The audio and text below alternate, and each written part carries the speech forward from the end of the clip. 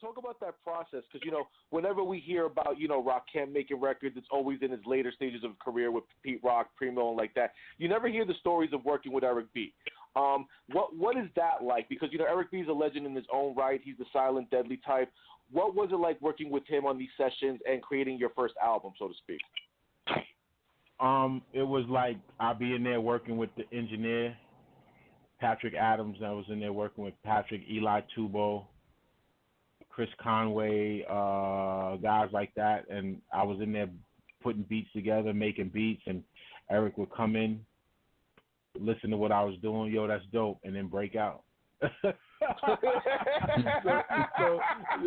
so that's that, or he would go, until one day he came into the studio. He said, yo, you don't gotta he said, you don't gotta worry about no time or nothing like that no more, because I just bought it. I said, what you mean you bought what? He said, I bought the studio. So at one point I believe he bought the studio. So we wasn't looking at studio time like that no more, We just in there going to the lab and just, rocking. You talking about Power Play Studios, right, in Queens? Yeah. He had right, made like an office upstairs, and all kind of shit. Yeah. Oh, that's crazy. Yeah, that was dope. Very dope.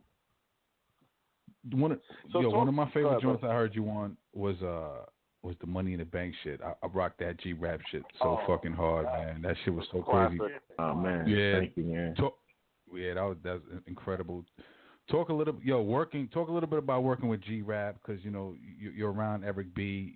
He's attached to Rakim, and then another legend like G Rap is starting to make his bones in hip hop.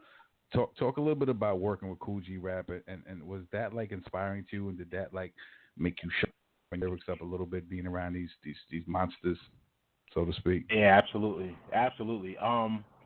G Rap sessions were intense because he had guys around him like Large Professor, right, Akinelli.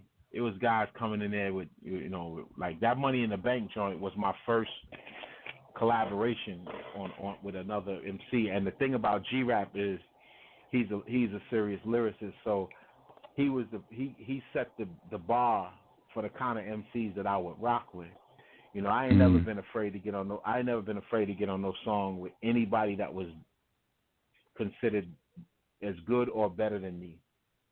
Right. I've always wanted to. Right. I've always set that standard at rocking with, and then even when I did songs with cats that I knew couldn't rock better than me, it still made me spit fire to at least to their level, because I do think about how good this song is going to be, and if it's going to be a blemish on my catalog or whatever. So a lot of people send me joints and be like, yo, would you make a song with me? And I'm like, nah. There's like, I got this much money, and I was like, nah, because I don't want nobody's corniness to ruin my reputation for being a spitter. So G Rap set the bar for that, because I know for a fact there's always a possibility that G Rap is going to really bar out on you, and yes,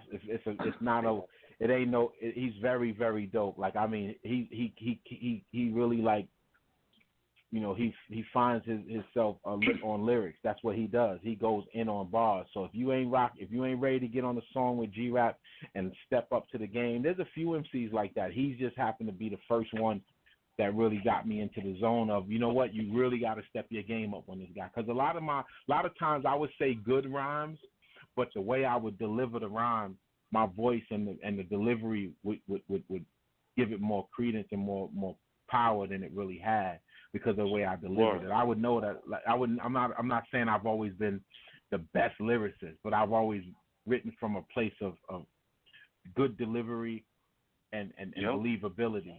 Believability, and I started getting better at my wordplay. The better, like around the time I did the song with Tretch, because I know Tretch was like a real serious lyricist, and I was like, Talk about that process, because whenever we hear about Rakim making records, it's always in his later stages of career with Pete Rock, Primo, and like that. You never hear the stories of working with Eric B. What is that like? Because Eric B is a legend in